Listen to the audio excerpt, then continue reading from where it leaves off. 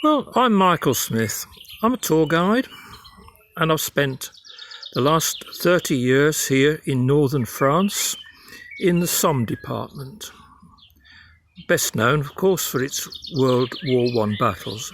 It's not all about battles, but Somme has some lovely gardens. I'm not including this one. This is my own personal garden. Oh, here comes the cat. And I don't really have that much time for it because I spend a lot of time looking at other people's gardens and, of course, conducting war tours around the Somme. But here's just a little journey around, and it's not a big garden. Like many French gardens in towns and villages, there is no front garden, it's all at the back. So make our way up a little herbaceous border on the left, a little low border on the right as to allow for the washing line, and then a little Amelanchier tree up ahead. It's a native of North America, of course, sometimes called serviceberry. Could hardly call this a lawn, but it's grass. And we've got some box wood here.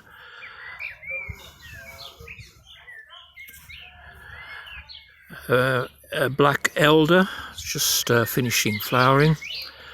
Roses, well, the roses actually replaced a willow tree which was pretty sick, and I had it taken down about 20 years ago. We had a day of mourning for that.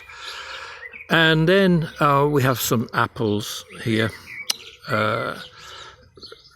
Renette Grise du Canada, and a Boscoup, which was planted 4 years ago. So the rose arch has replaced the willow in order to give the garden a little bit of height. As we go through the arch, the bare patch on the right is for dahlias. Some have just made their appearance quite late. A few delphiniums up ahead. The trellis, you'll see some of it's damaged or rather worn out on the right. It's going to be replaced with a new one like the one on the left, which I actually made myself. It's fairly easy to make. It took me in total hours, probably 3 or 4 hours to make. Or Cuba, just here on the left. This rather nice brick wall with grapevine growing up it.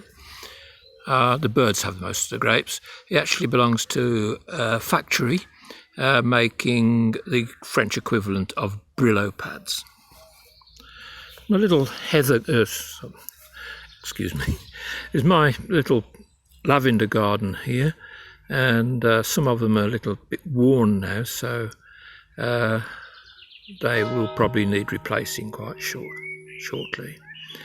And there's a kind of greenhouse which was here when we came 30 years ago, because this garden was actually a production garden for a florist shop, which is now our home. What was the shop is now the garage.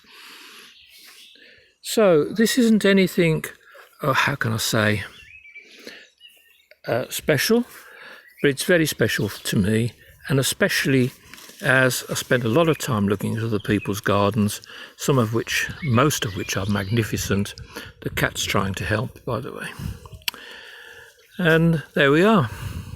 There is another path which takes you down past the vegetable plots, past the potatoes and so on.